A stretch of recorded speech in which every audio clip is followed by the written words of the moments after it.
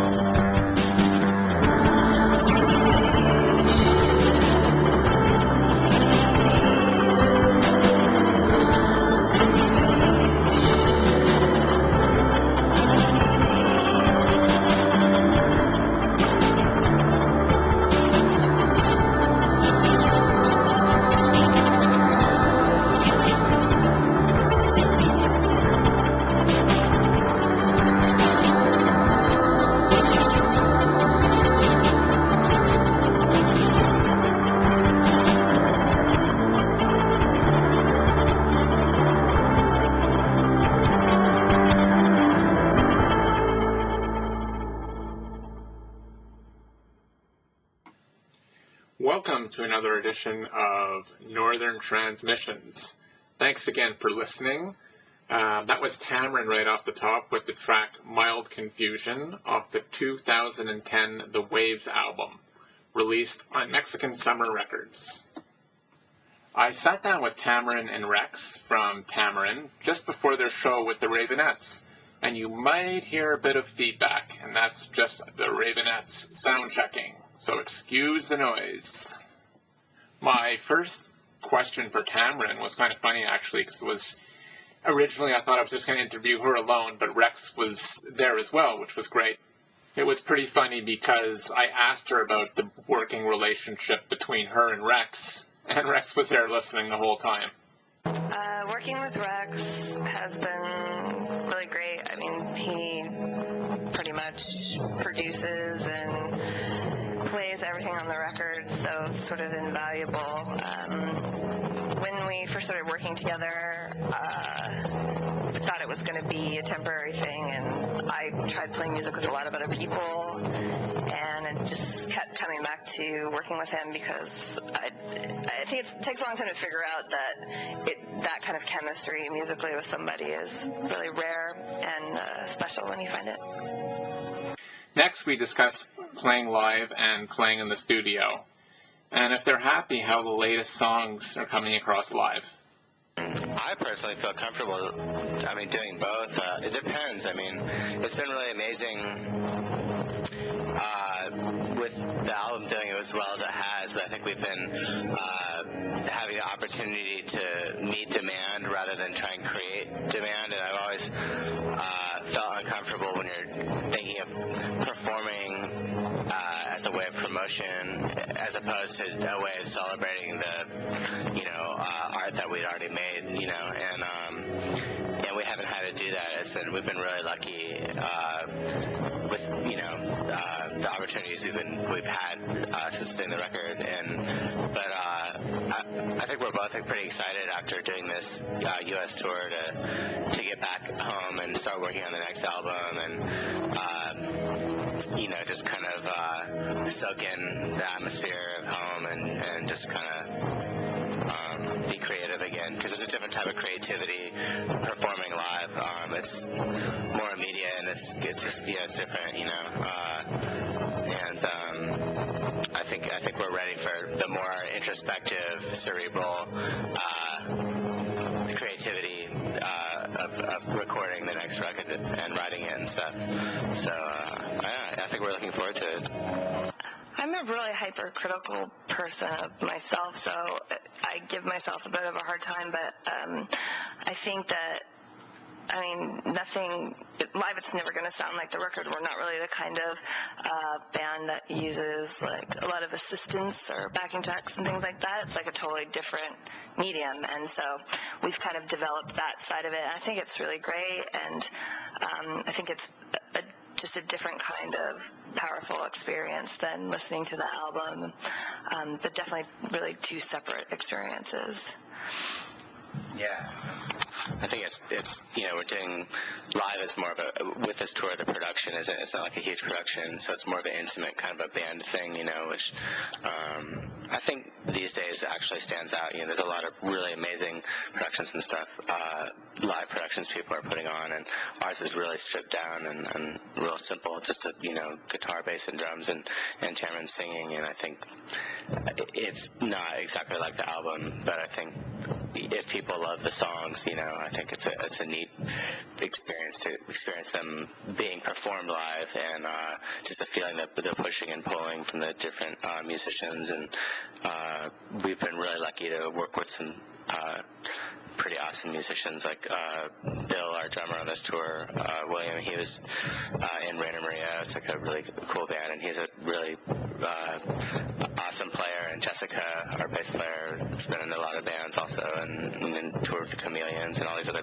great bands. And she's so I think we've got a really cool thing going on this tour. And like Tamaryn said, it's a totally different experience than just sitting at home listening to the record. But I'm happy with it, and how simple it is. I think it's kind of nice. The thing is about our record actually is that it's pretty simple in instrumentation. There's really not that many tracks of things happening. There's more guitars and more layers of guitars than there are live, but the sort of concept of the record is sort of a minimal amount of instruments that have a lot of space, but they sort of create a really big sound that way.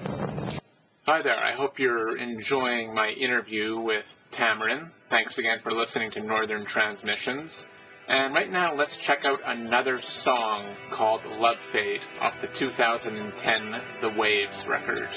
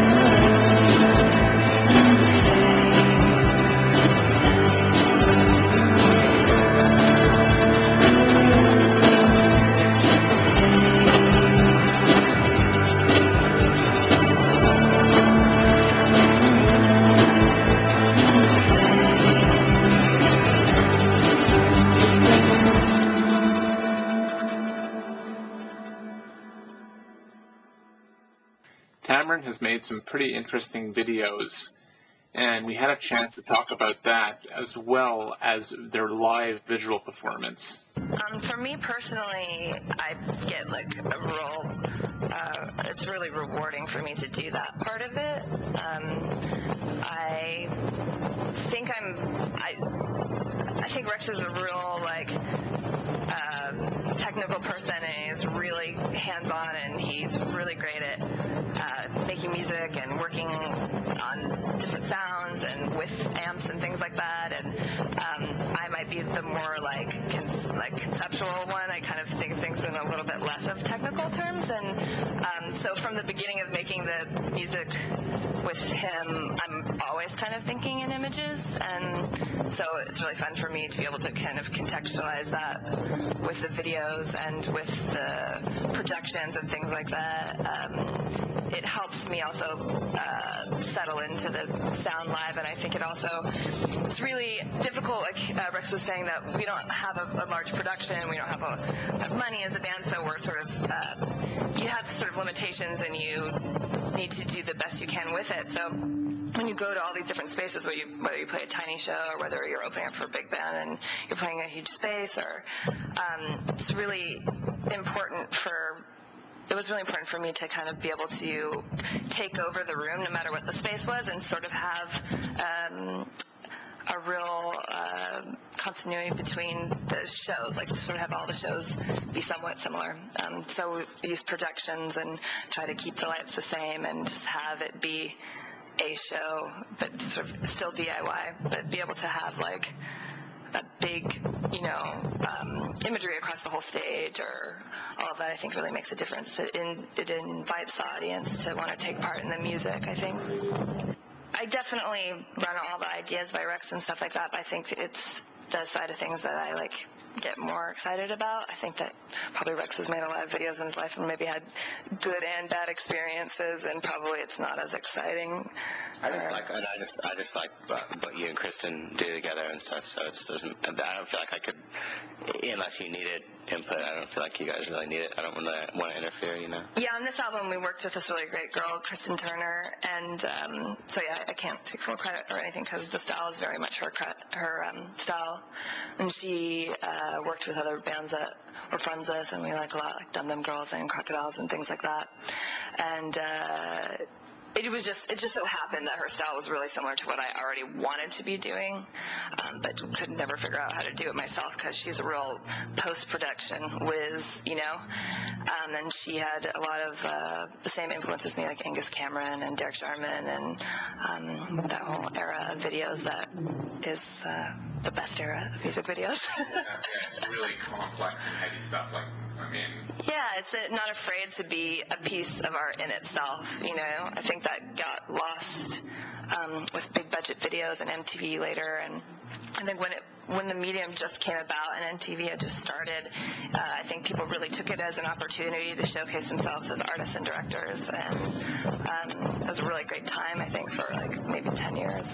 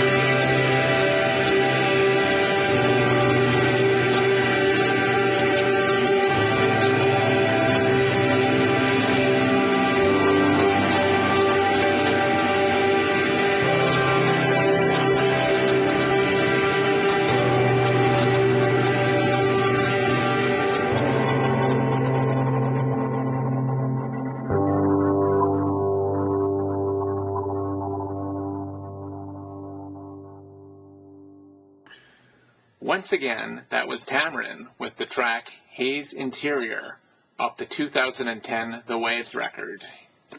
You're still listening to Northern Transmissions. Thanks again for listening, and I hope you're enjoying my conversation with Tamaryn.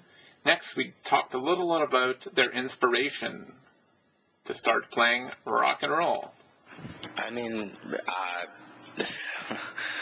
Metallica, Ride the Lightning, the first time I heard, that record, I was like, oh man, I need to go get the acoustic guitar that my mom gave to a friend that used to be my dad's. You know what I mean? I had to go take it back from her. I had to, when I heard that record. But now, I mean, I don't know. I still like that stuff. I don't know. I mean, yeah, I mean, I've always wanted to be a singer.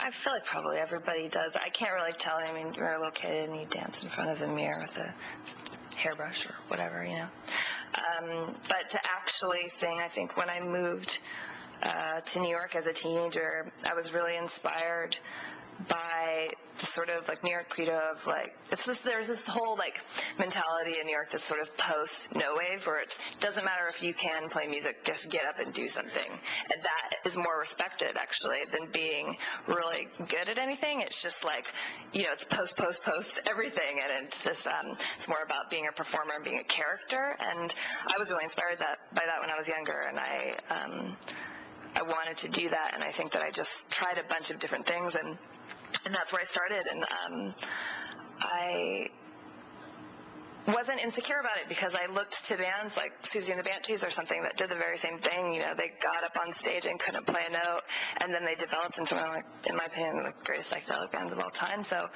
I knew that. I was informed by that because I worked at record stores when I was younger, and I knew that you could do it, that sort of punk, original punk statement, and that's what inspired me. And then I just developed, and now I feel, after 10 years later or something like that, I could actually call myself a musician, or I feel I can maybe do this. When you're writing songs, when you're thinking about writing songs, how do you turn the mind off? When you don't want to write songs, is your mind constantly, so if you guys too, an artist's mind, is it constantly working on that side of the brain, on the artist's brain, or can you say, look, you know what, I want to turn it off today and I want to go, climb a mountain or go play pinball or something?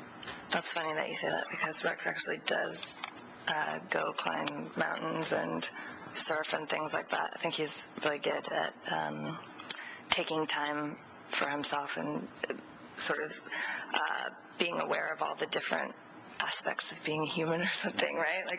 He likes to, he has this thing called news chilling he likes to do sometimes. I think that turning the mind off is kind of what it is. It's when you're surfing, when you're catching a wave, and when you're doing that, it's all of your brain is turned off, kind of, it's almost like meditation or something like that. So, and then there are other times when you're working or driving or whatever, where the artist thing is happening, and you're like, what if this, or, God, that's a weird song, and the bumper music between NPR programs, or whatever you're listening to, or doing in your, or that's a weird rhythm that's making, and that never bothers me. I don't know if it's an inside joke or something on the rest of the world or whatever, that you're looking at things from an artist's perspective, I guess, I don't sit around and write songs in my head. I'm much more into when we doing them. I don't collect lyrics or anything like that. I like to have it be roll from the collective unconscious in the moment when the song's being made. But I do obsessively listen to music all the time and get obsessed with other people's songs.